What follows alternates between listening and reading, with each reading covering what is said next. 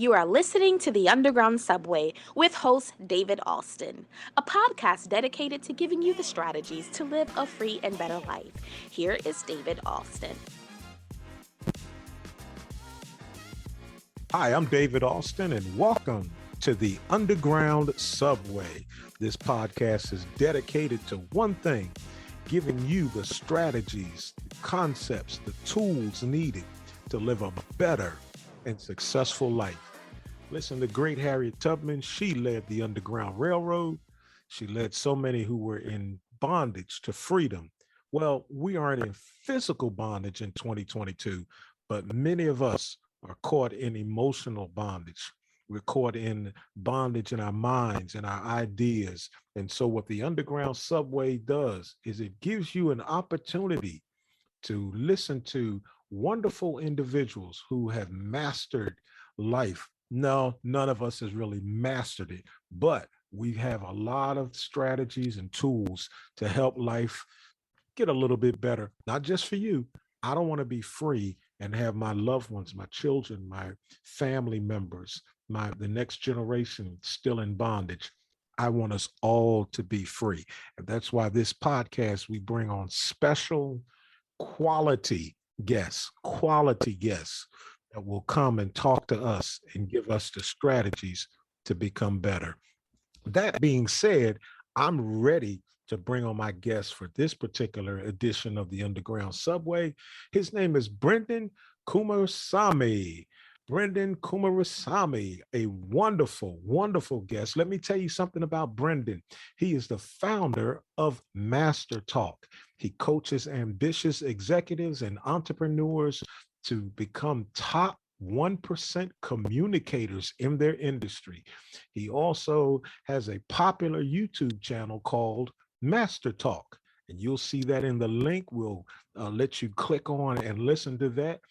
And the purpose of this YouTube channel, the goal of it is to providing free access to communication tools for everyone in the world. I want to welcome to the Underground Subway. Welcome, Brenden, and thank you for joining us. And tell us a little bit about yourself outside of that bio. For sure, David. The pleasure is absolutely mine. Thanks for having me on Underground Subway. It's great to be here. And yeah, absolutely. So for me, my story started, David, in college. I went to business school and I did these things called case competitions. Okay. Think of it like professional sports, but for nerds. Okay. So, it's the only way to explain it. So all the guys are playing basketball or rugby or football, some other thing you probably wouldn't see me playing. I did presentations competitively, so the nerd version of that. And then as I got older, I started coaching a lot of the students in those programs on how to communicate ideas because we needed a coach. And frankly, I wasn't one. We didn't have anyone better. So I was just helping them. And I learned accidentally the art of how to coach other people and how to speak. And that's what led to the YouTube channel, because I realized that everything that was in my head, David, wasn't available for free on the internet. So I just started making YouTube videos, and one thing turned to another, and here we are today. Wow. How important is public speaking? We hear that and immediately we think, I don't need to talk about public speaking. I'm not going to get up in front of a crowd. But how important is it? And give us some examples of public speaking outside of the box. Absolutely, brother. Here's the way I think about it. For me, communication, public speaking is the same thing. So what do I mean here? Communication is so much more than giving a presentation at work or speaking on a stage. It's the way that we talk to our family. It's the way that we raise our children. It's the way that we order food at a restaurant, the way that we meet strangers when we travel to exotic places in the world. When we realize that communication is not about the presentation, but rather every moment of your life, you realize really quickly that communication is about leading a fulfilling life. And that's really the secret. So here's the question to reflect on, David. The question is simply this, that a lot of us don't think about. How would your life change if you were an exceptional communicator? Really start to reflect on that question. How would life be different? Because when we realize that life could be different, that this is possible for us, then we start to improve and we start to make our lives better. Wow. So, what are some of the challenges in being a good communicator in life? Absolutely. A lot of us might think it's fear around communication. That's definitely a common challenge that a lot of people have. Hmm. And what I would say is the greatest challenge is by far motivation. Because when we have the motivation to do something, even if we're scared to do it, we still do it anyways. In my case, I didn't want to start my YouTube channel. I was pretty scared to make YouTube videos on communication and public speaking when my nearest colleague had a PhD in the subject. And let's just say I didn't have that. So yeah, I didn't want to do it, but it was the fear that lost to my motivation because I wanted to share my information with 15-year-olds who couldn't afford a coach. That's really the reason behind why I do what I do. So the motivation pushed me through the fear. So here's the advice I would say around fear. Let's think of it like a boxing match, David. One side of the ring is the fear, the other side of the ring is the message. The goal is not to remove the fear from the ring, but rather make sure that where your message and your fear meet in the middle of that boxing match, that your message gets the knockout punch in the end, that your message wins the match. That's really the goal. And when you do that, that's when you start to find success. Wow. Brenden, I have had the honor for a number of years to speak to large crowds in educational settings, speaking to teachers in conferences. And the first time I did it, I had about 50 people in a room. And the next year they invited me back and that number went to 75, and the following year it was up to 150. The next year was up to 300, and before I knew it I was speaking to 2,000 teachers in one setting. And so I have the experience, I have the I don't want to pat myself on the back, but I have the know-how, I know how to work a crowd. If a person doesn't know that, uh and you're speaking to a crowd of people, how do you do a group presentation? Do you think that we need to focus on one person in the crowd or a group of people? Because I would pick out the ones that I know are getting the message. And as I talked to them, I would notice that number began to change and grow. Oh, I love that advice, Dave. That's really good. I completely agree. The perspective of focus on the people that are smiling, focus on the people that are energetic. That's really how we build the message, how we create a presentation. The only thing I would add to what you shared, which I thought was excellent, David, is around jigsaw puzzles. So, jigsaw puzzles are a toy that I'm sure you're probably familiar with that we used to play as kids. You're Okay. probably wondering why in the world is Brenden bringing up jigsaw puzzles in the context. Don't worry, I'm a mind reader too, so I'm already getting ahead a little bit. So let's think about the jigsaw puzzle for a sec. When we're building puzzles, David, which pieces do we start with first? The answer is, of course, the edges, Right. because the edges are easier to find in the box, and then you put the edges together, and then you build your way into the middle. But here's the problem in the context of group presentations and public speaking is we tend to do the opposite. We tend to start with the middle. We shove a bunch of content, shove, shove, shove, shove, shove. We get to the presentation, we ramble throughout the whole thing, and the last slide sounds something like this. Thanks. Not the right approach. So what I encourage people to do for their next group presentation, David, is to practice presentations like a jigsaw puzzle. Start with the edges first, right? Start Wow. with the edges first. What does that mean? Right. That means practice the introduction, just the intro, David, 50 times until it's perfect. Don't do it 5 times. Do the intro 50 times. It'll take you like an hour. Same thing with the conclusion. What's a great movie with a terrible ending? Last time I checked, terrible movie. Same thing with the close, then tackle the middle. Wow. Do you think it's a good idea to practice the entire presentation? You know, um, you're in the shower getting ready. Do you think it's a good idea to go over your speech then? I had one friend who was doing a public speaking engagement, and what he did was uh, he actually set 6 chairs in the living room and put a piece of tape on each chair and he wrote down the six different occupations. So on one piece of tape, he had a doctor, then he had a lawyer, then he had a housewife, he had a student, and he practiced his speech. And at the end, he said, "If I hit each one of these people?" The only thing I would say, David, is choose your friends wisely. No, I'm kidding. I'm kidding. Just comes a little bit worried for his health there. Yeah. But yes, I like that strategy. I've never heard of that before. It's very fascinating. Yes. So is it easier? Would you say that it's easier to talk to a large crowd of 200, or is it easier for you to give a presentation to 10 people? Yeah, I would say for most of us, for sure, David, speaking to the smaller crowd is generally easier because there's less numbers involved. So I would say it's all about building it up, right? Regardless of if it's 10 or 200 people or even 200,000, if you apply puzzle, you'll be a lot more confident. And here's why. The problem with communication, how people practice it, David, is the reason they aren't great at it is because they don't see the momentum build up really quickly. Let me give you a simple example.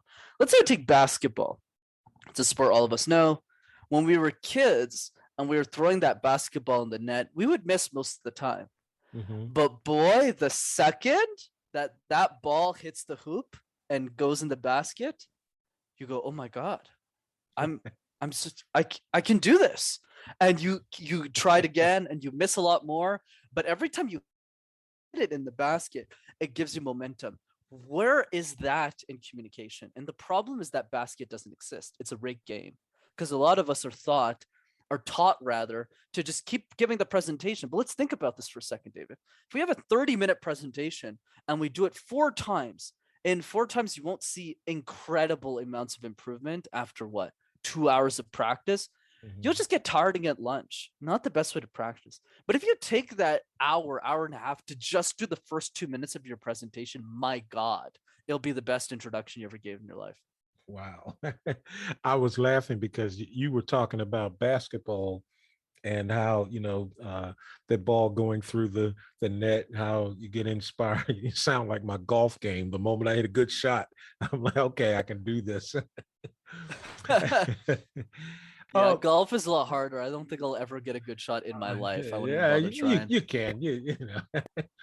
So what should individual wants to increase their public speaking skills? What's a good starting practice that we can say, this is where I'm going to start to get better? We've already established we're going to do the puzzle.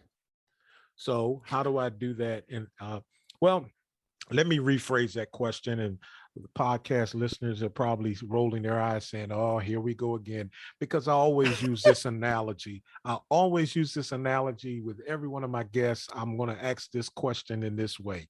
I'm originally from Philadelphia. And being from Philadelphia, one of my favorite movies outside of Jaws and John Wick and Die Hard, one of my favorite movies is the movie Philadelphia with Tom Hanks and Denzel Washington. And Denzel Washington is an attorney who asks one of the witnesses a question, and then he says, now explain it to me like I'm a 6-year-old. So I'm asking you, Brenden, explain it to me like I'm a 6-year-old. What are the first steps I need to start practicing tomorrow, tonight, today, if I want to be a better public speaker? You know, it's funny, David. I have real experience with that because I coach 6-year-olds and I do that for that reason. How can I simplify the information? I remember the first time I coached a 6-year-old. She was troubled, not because she was a bad person, but because she didn't know what a presentation was. She didn't know what an introduction was.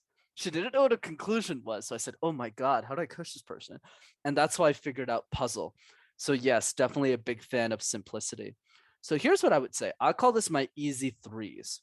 If you do these easy exercises every day, I guarantee without a hint of doubt, if you practice them for at least a month, you'll be way better than where you started in communication for sure. So let's start with the first one, the random word exercise. Pick a random word like phone, like puzzle, like pistachios, and give presentations out of thin air with no preparation or time to prepare. Impromptu, essentially. And what this does is it helps us with the following concept, David, which is if we can make sense out of nonsense, we can make Mhm. sense out of anything. So if you Wow. spend 5 minutes just picking 5 random words, mug, coffee, lights, and you just give random presentations, if you do this a little bit over time, you can do this to your family, your nieces, your nephews, you'll start to get really good at speaking off the cusp, and you'll be way less anxious in your next presentation. That's exercise number one. Wow. Uh, and I said that on purpose. My response, I just said it on purpose. What do we do if we're going to be an effective communicator and speaker? One of my pet peeves when it comes to listening to people is to hear them say, um, uh, well, what day is today? Well, today is Tuesday. How do we eliminate bad habits from our communication?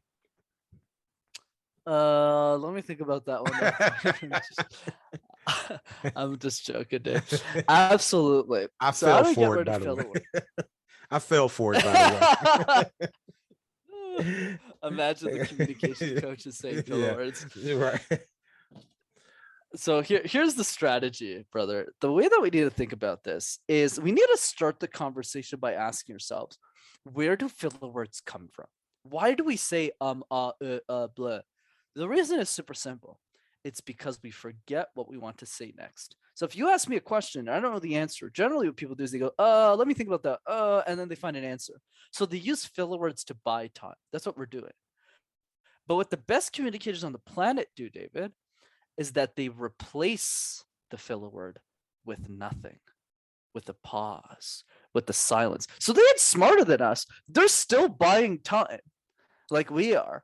Wow. But the difference is that they say nothing to buy time. So one versus the other. Version one sounds something more like this when David asked me a question.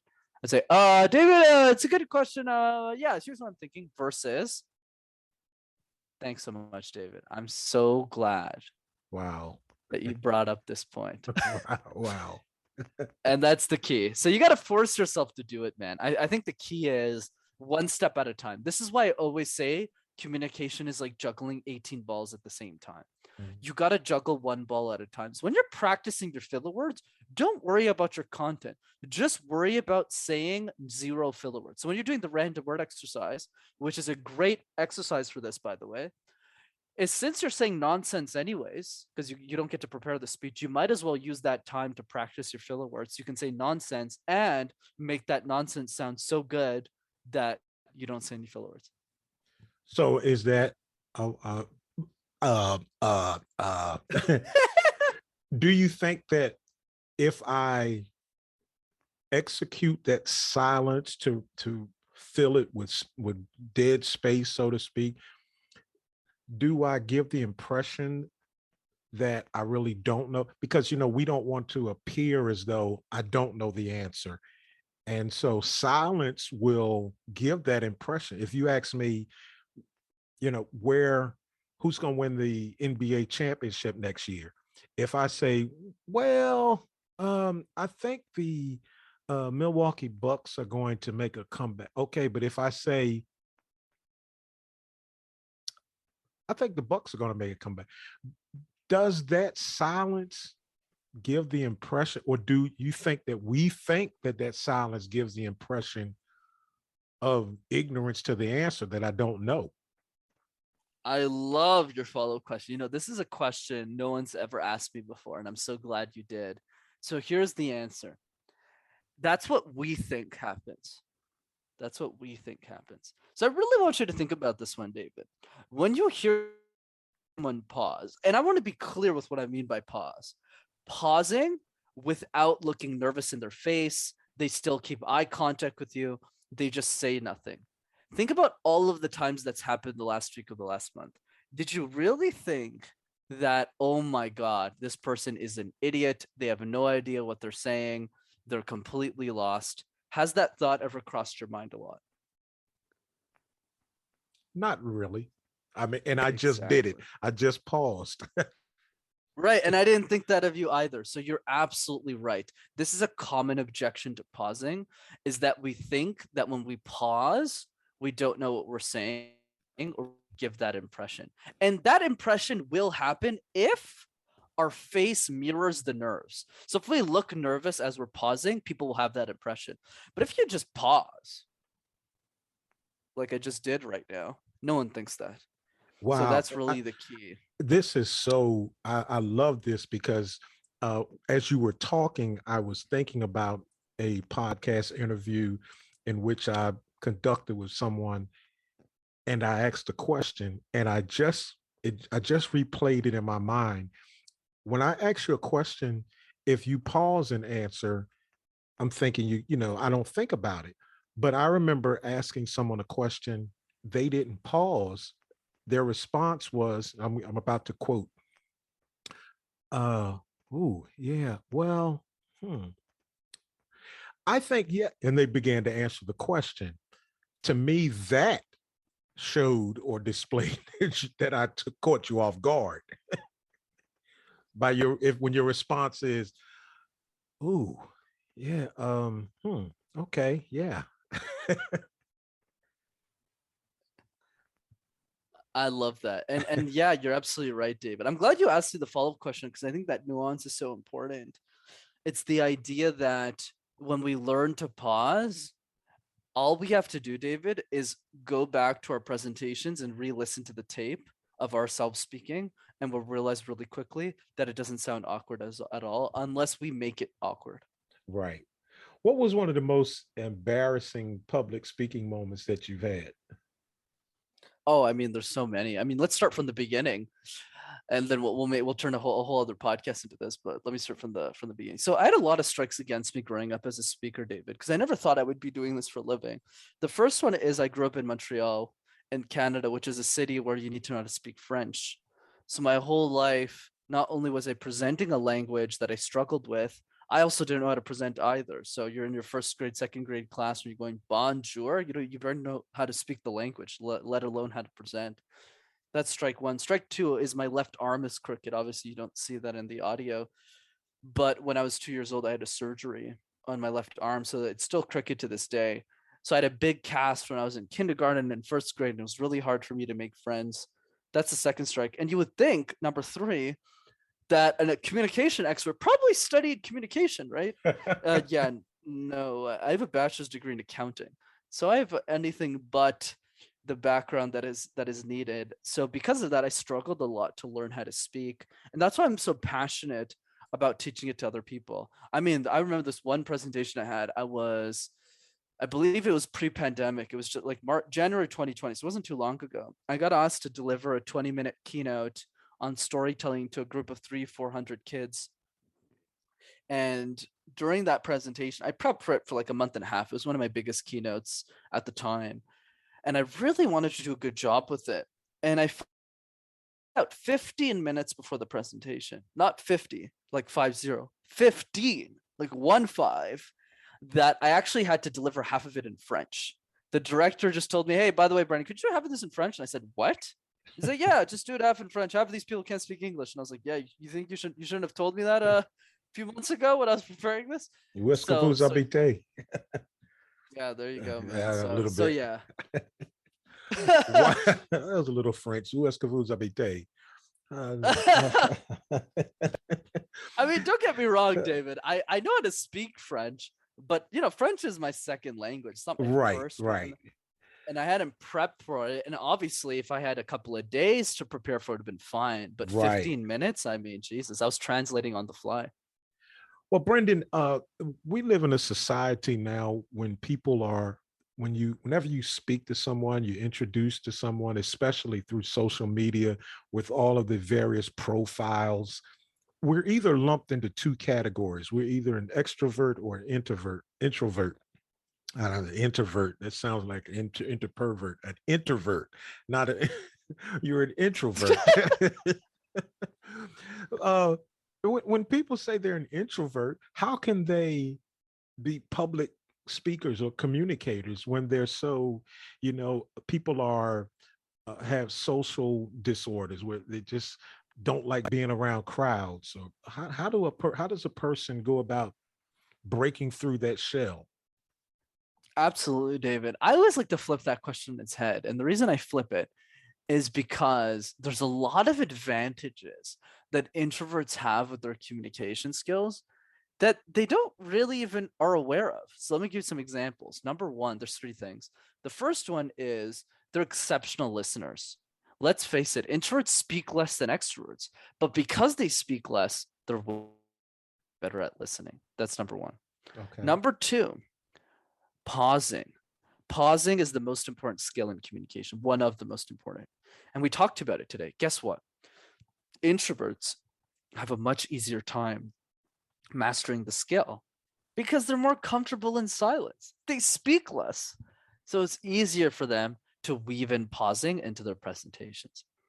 And Wow. finally, number three, they're a lot more accessible as communicators than extroverts are. Let's take Gary Vaynerchuk as an example. Love him or hate him, you either love the guy or you don't. I personally love the guy. I love his work. I love what he does.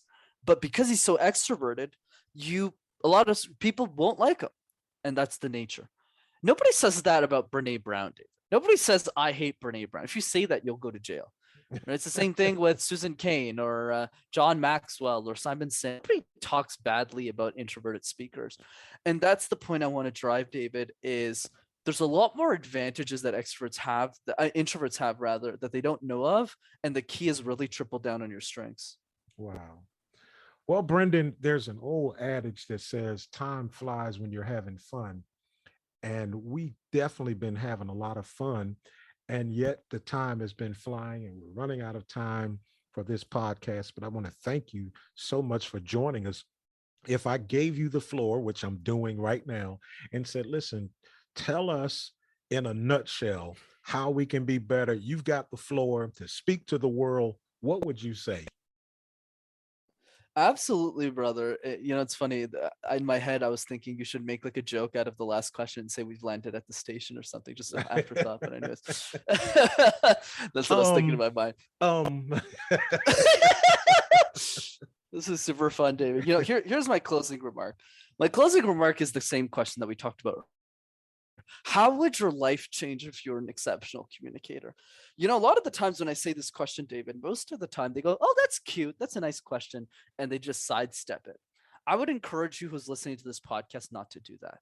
Spend 10 to 15 minutes really reflecting on the question. How would your life change if you were an exceptional communicator? How would the relationships with your family improve? The relationships with your business, the people in your business, the way that you grow, the way that you meet people. And once we realize that the answer to the question is leading a more fulfilling life, that's what will get you excited to do the random word exercise every day or anything else that we've talked about today as well. wow. One final question before you go. Would you be willing to come back and let's do this again in the future? Only if we do this in like an airplane. I'm not a Ah, big fan of subways, but I'm I kidding. got you. I got you. Uh, I fell for that.